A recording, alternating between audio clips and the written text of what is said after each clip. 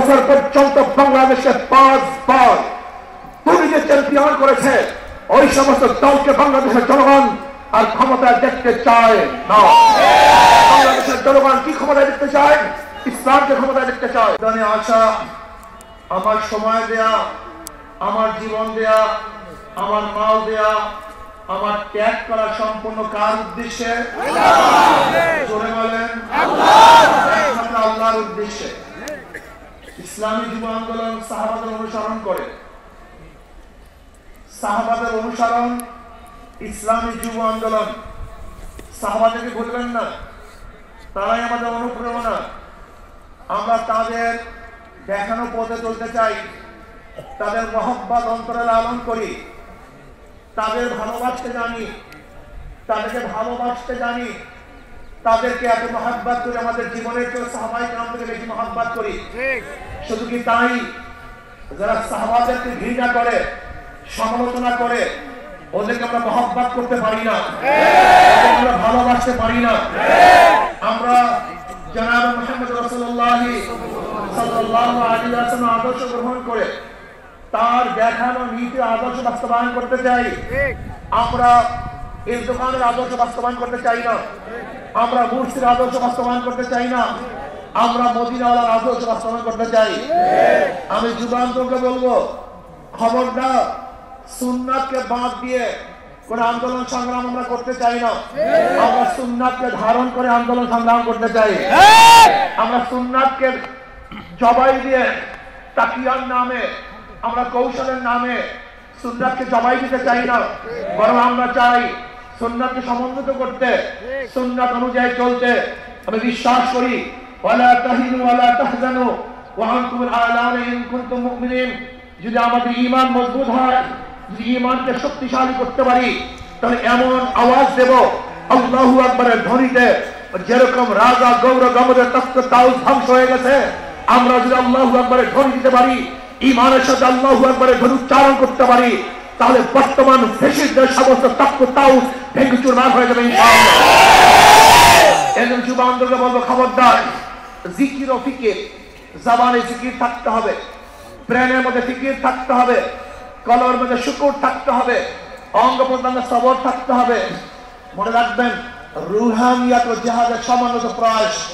রুহানিয়াতকে বাদ দিয়ে কোনো জিহাদ আমরা চাই না। রুহানিয়াতকে বাদ দিয়ে জিহাদ করবেন, এটা জিহাদ হবে না, সন্ত্রাস হবে। কি হবে? সন্ত্রাস হবে। যেই জিহাদের সাথে রুহানিয়াত নাই, ওই জিহাদ জিহাদ না, বরং সন্ত্রাসবাদ হবে। ইসলামী ছাত্র আন্দোলন, ইসলামী যুব আন্দোলন, ইসলামী আন্দোলন বাংলাদেশ, তারা কি চায়? আল্লাহর জমিনে আল্লাহর হুকুমাতের মাধ্যমে কল্যাণ রাষ্ট্র চায়। ইসলাম হুকুমাত বাদ দিয়ে আমরা কল্যাণ রাষ্ট্র চাই না, আমরা ইসলাম হুকুমাতের মাধ্যমে কল্যাণ রাষ্ট্র প্রতিষ্ঠা করতে চাই। আমরা বিশ্বাস করি ইসলাম হুকুমাত ব্যতীত সেকুলারিজম, সোশ্যালিজম, ক্যাপিটালিজম, কমিউনিজম, ডেমোক্রেসির কোন আদর্শ মানুষকে শান্তি দিতে পারে না, মুক্তি দিতে পারে না। একমাত্র মানুষের মুক্তির গ্রান্টি হলো ইসলাম হুকুমত। ইসলাম হুকুমত কায়েম করতে হবে। আপনারা জানেন, আজকে অন্তর্বর্তী সরকার কিছু সংস্কার করতেছে, তার মধ্যে রাষ্ট্র সংস্কার। অবশ্যই রাষ্ট্র সংস্কার করতে হবে। কেন? আপনারা জানেন, ফ্যাসিস্ট সরকার, রাষ্ট্রের এমন কোন বিভাগ নেই যে বিভাগকে ধ্বংস করে নেই, সমস্ত বিভাগকে ধ্বংস করে ফেলেছে। কাজী ধ্বংসস্তূপের উপরে সুন্দর একটা নির্বাচন উপহার দেওয়া সম্ভব নয়। আগে সংস্কার হবে, তারপরে নির্বাচন হবে।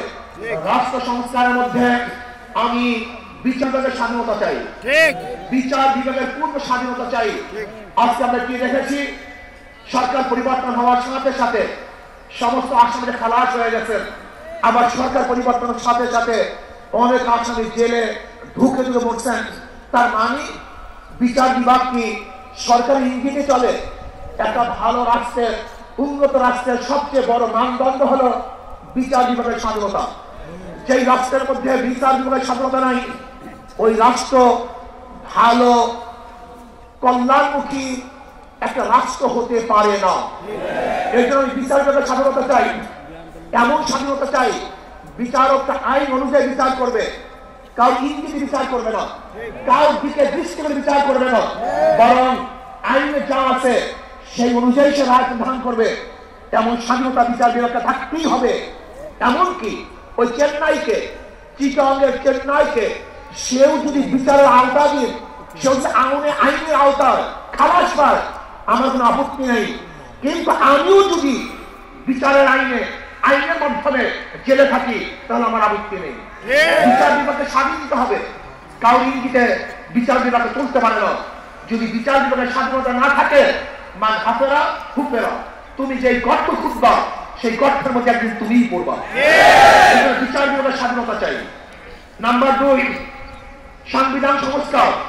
আজকে দেখেছি সেখানে প্রায় 505টা আসন রাখা হয়েছে। আসন কম হোক বেশি হোক, কিন্তু সব জায়গায় নির্বাচনের ভিত্তিতে সংসদ সদস্য হতে হবে। মহিলাদের জন্য সংরক্ষিত আসন 100, এটা আমরা মানি না। যদি সংরক্ষিত আসন মহিলাদের জন্য রাখা হয়, এটা মহিলাদের সাথে বৈষম্য করা হয়, তাদেরকে দুর্বল ভাবা হয়। আমরা তো কোঠার বিরুদ্ধে আন্দোলন করেছিলাম।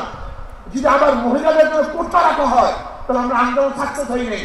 আমরা বলবো মহিলারা সরাসরি নির্বাচন করবে, নির্দিষ্ট কোনো কোঠা আমরা চাই না। কোন মহিলাদের জন্য নির্দিষ্ট কোঠা থাকবে না, তারা নির্বাচন সরাসরি করবে। কাজী আমি অন্তর্বর্তী সরকারকে বলবো, মহিলাদের জন্য কোনো নির্দিষ্ট আসন ইসলামী আন্দোলন বাংলাদেশ, এটা আমরা মানতে পারি না, এইটা আমরা চাই না। আমরা চাই দ্বিকক্ষ বিশিষ্ট হোক, এককক্ষ বিশিষ্ট হোক, পিয়াস হিসেবে নির্বাচন হবে, সংখ্যানুপাতিক নির্বাচন হবে। যদি সংখ্যানুপাতিক নির্বাচন না হয়, পিয়াস হিসেবে নির্বাচন না হয়, তাহলে আবারও কালো টাকা সরাসরি হবে, বেশি শক্তি ব্যবহার করা হবে, মানুষের ভোট অধিকার প্রয়োগ করতে পারবে না, আমাদের আন্দোলন ব্যর্থ হবে। আজকে জুলাই বিপ্লবে ইসলামী আন্দোলন কি ভূমিকা ছিল আপনারা জানেন। 5ই জুলাই বরিশাল আমরা ঘোষণা দিয়েছিলাম যে ছাত্রদের বৈষম্য বিরোধী আন্দোলনের সাথে আমরা সম্পৃক্ত। শুধু কি তাই, সেখান থেকে শুরু করে এমন কোন আন্দোলন নাই, সংগ্রাম নাই যেখানে আমরা মাঠে ছিলাম না। আমরা জীবনের মায়া ত্যাগ করে রাস্তায় ঝাঁপিয়ে পড়েছিলাম। আমি বিশ্বাস করি ইসলামী আন্দোলন বাংলাদেশ যেইভাবে দলীয় ব্যানারে বৈষম্য বিরোধী আন্দোলনে অংশগ্রহণ করেছে, বাংলাদেশের অন্য কোনো সংগঠন দলীয় ব্যানারে এই আন্দোলনে সম্পৃক্ত ছিল না। তাই ইসলামী আন্দোলন বাংলাদেশের যারা শীর্ষস্থানীয় লিডার নেতা, তারাই মাঠে ছিল। কিন্তু যারা বৈষম্য বিরোধী আন্দোলনের বিরোধিতা করেছে, বলেছে যে এই সংগ্রামের সাথে আন্দোলনের সাথে আমরা সম্পৃক্ত নাই, তারা যদি আজকে নতুন ভাবে ক্ষমতা দেওয়ার স্বপ্ন দেখে, এদেশের জনগণ সেই স্বপ্ন পূরণ হতে দেবে না। সংস্কারের পরেই নির্বাচন হবে। আজকে সংস্কার করতে যারা বাধা সৃষ্টি করেছেন, আমি বলবো দীর্ঘ 16 বছর কোথায় ছিলেন? রাজঘাট ছিলেই বলবো, দিনটা আপনারা কোথায় ছিলেন? প্রতিবার ঈদের কথা বলেছেন, ঈদের পরে আমরা আন্দোলন করব, ঈদের পরে সংগ্রাম করব, ঈদের পরে সেইটা করব। হাজার ঈদ চলে গেছে, আপনারা আন্দোলন করতে পারেন নাই। কিন্তু ছাত্র জনতা আজকে আন্দোলনের ভিত্তিতে যে অর্জন করেছে, সেই অর্জনকে ধ্বংস করার চক্রান্ত করতেছেন। যে বৈষম্যের বিরুদ্ধে আন্দোলন করেছিলাম, চাঁদার বিরুদ্ধে আন্দোলন করেছিলাম, দুর্নীতির বিরুদ্ধে আন্দোলন করেছিলাম, ধর্ষণের বিরুদ্ধে আন্দোলন করেছিলাম, অবৈধ হত্যার বিরুদ্ধে আন্দোলন করেছিলাম, মানুষের স্বাধীনতার জন্য আন্দোলন করেছিলাম, মানুষের মুক্তির জন্য আন্দোলন করেছিলাম। কিন্তু আমরা কি দেখলাম? 5ই আগস্টের পরে আবারও চাঁদাবাজি, আবারও দখলদারি, আবারও দুর্নীতি। না, বাংলাদেশের মানুষ এই চাঁদাবাজি আর দেখতে চায় না, দেখতে চায় না। যারা 53 বছর পর্যন্ত বাংলাদেশে 5 বার দুর্নীতি চ্যাম্পিয়ন করেছে, ওই সমস্ত দলকে বাংলাদেশের জনগণ আর ক্ষমতায় দেখতে চায় না। বাংলাদেশের জনগণ কি ক্ষমতায় দেখতে চায়? ইসলামকে ক্ষমতায় দেখতে চায়। বাংলাদেশের জনগণ ইসলামী আদর্শের মানুষকে ক্ষমতায় দেখতে চায়।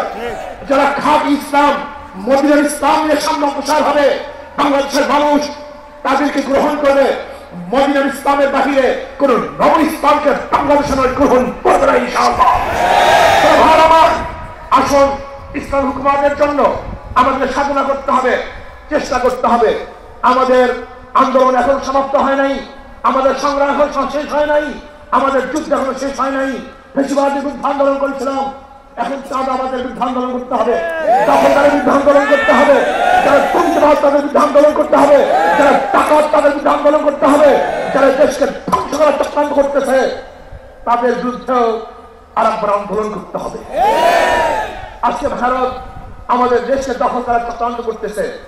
আমি ভারতকে বলবো, আপনি আমাদের দেশ দখল করার চক্রান্ত করতেছেন, আমাদের দেশের দিকে চক্ষু তুলছেন, আঙ্গুল উঁচা করছেন। আপনি জানেন বাংলাদেশের অবস্থাটা কি? আমরা জীবনভর লড়াই করি, বেঁচে আছি, লড়াই করি, বাঁচবো ইনশাআল্লাহ। আমরা জীবনভর লড়াই করেছি, আরো লড়াই করব, লড়াই করতেই থাকবো। যতদিন ইসলামী হুকুমত না কায়েম হবে ততদিন পর্যন্ত ইনশাআল্লাহ মাঠে থাকবো, ময়দানে থাকবো। প্রিয় ভাইরা আমার, আগামী নির্বাচন আসতেছে, নহে সমাপ্ত কর্মমদের অবকাশ নেই ইসলামের। আজকের থেকেই আমাদের কাজ শুরু হবে, মাঠে ময়দানে প্রত্যেকটা দাঁড়ে দাঁড়ে ঘরে ঘরে দিয়ে মানুষ ইসলামের কথা বোঝাতে হবে, ভোট আদায় করতে হবে, ইসলামের পক্ষে আমরা ভোট নিয়ে আসবো। আল্লাহ আমাকে এবং আমাদের সবাইকে ইসলাম হুকুমত কায়েম করার চেষ্টা করার এবং সর্বোচ্চ ত্যাগ করার তৌফিক দান করেন।